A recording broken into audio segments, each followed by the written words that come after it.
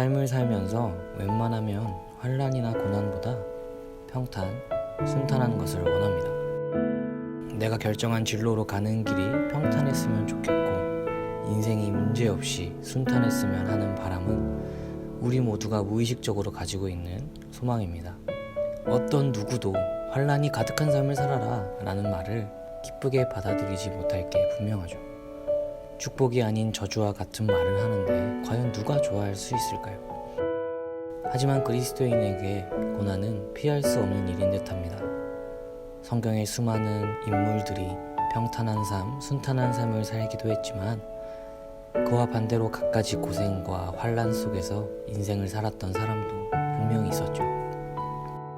믿음의 조상 아브라함도 아들을 바쳐야 하는 환난 속에 있었고 이스라엘 왕국의 가장 전성기를 가져왔던 다윗의 삶도 쫓겨다니는 고난의 삶을 보내야 했습니다. 사도 바울은 복음을 전하며 누명을 쓰고 재판을 받고 감옥에 갇히는 환난을 당했고 그리스도이신 예수님께서도 자신의 목숨을 다해 십자가 고난을 지셨습니다.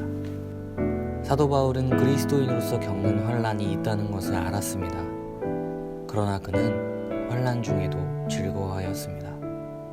다만 이뿐 아니라 우리가 환난 중에도 즐거워하나니 아멘. 사도 바울의 삶에는 수많은 환난이 있었지만 즐거워할 수 있었어요.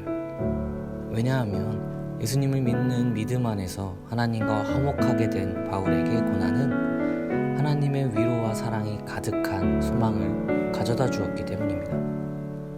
이는 환난은 인내를, 인내는 연단은 소망을 이루는 줄 알미로다. 소망이 우리를 부끄럽게 하지 아니함은 우리에게 주신 성령으로 말미암아 하나님의 사랑이 우리 마음에 부음받음이니 아멘. 사도행전 16장에서 바울은 신라와 함께 빌립보의 복음을 전하다가 감옥에 갇히는 환난을 당했습니다. 그러나 그들은 그 환난 속에서 스스로의 힘으로 해결하려고 하지 않고 인내하며 하나님을 찬송하고 기다렸습니다. 그러자 감옥문이 열리게 되었죠. 하지만 그들은 조금 더 기다렸습니다. 왜냐하면 그들의 마음에 하나님의 사랑이 주어졌고 그 감옥을 지키던 간수를 걱정하는 마음이 생겼기 때문이었죠.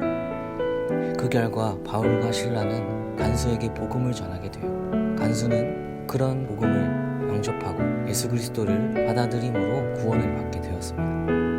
사도 바울과 실라는 환난을 통해 오는 인내의 시간에 하나님을 찬송했습니다. 그러면서 예수님을 더욱더 알아가고 하나님과 가까워졌어요. 인내의 시간이 연단이 되고 예수님을 닮은 성품으로 변화되어 구원이 필요한 사람에게 복음을 전할 수 있게 된 거예요. 이 모든 것들을 통하여 성령님은 바울과 실라가 하나님의 사랑이 가득한 소망을 이루게 하셨습니다. 우리의 삶도 이와 같아야 합니다. 우리는 사도 바울처럼 환난 중에도 즐거워할 수 있을까요?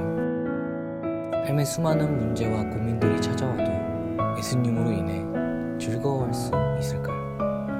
환난 속에서 스스로의 힘으로 해결하지 않고 인내하며 하나님을 의지하고 하나님을 찬양하며 기다릴 수 있을까요? 사도 바울은 자신의 경험을 통해 오늘 본문과 같은 말을 한 것입니다. 환난이 있어야 하나님을 찾으며 인내할 수 있고 그 인내를 통하여 우리가 연단되어지고 예수님을 닮은 모습으로 하나님의 뜻과 계획을 소망할 수 있게 되는 것입니다. 환난의 상황 속에서 즐겁지 않다면 내가 정말로 예수님을 믿고 있는지 되돌아봐야 돼요. 환난 속에서도 하나님께서 회복시키겠지라는 막연한 믿음이 생긴다면 또는 하나님께는 답이 있을 거야 라는 생각이 든다면 하나님의 섭리를 신뢰하며 인내하시길 바랍니다. 이러한 과정을 통해 하나님께서는 그 사람을 연단시키시고 성령님을 통하여 하나님의 사랑 넘치는 뜻을 소망하는 사람으로 세워주십니다. 우리 대학부 모두가 하나님의 뜻을 소망하는 환난을 즐거워하는 그리스도인들이 되기를 주님의 이름으로 축복합니다.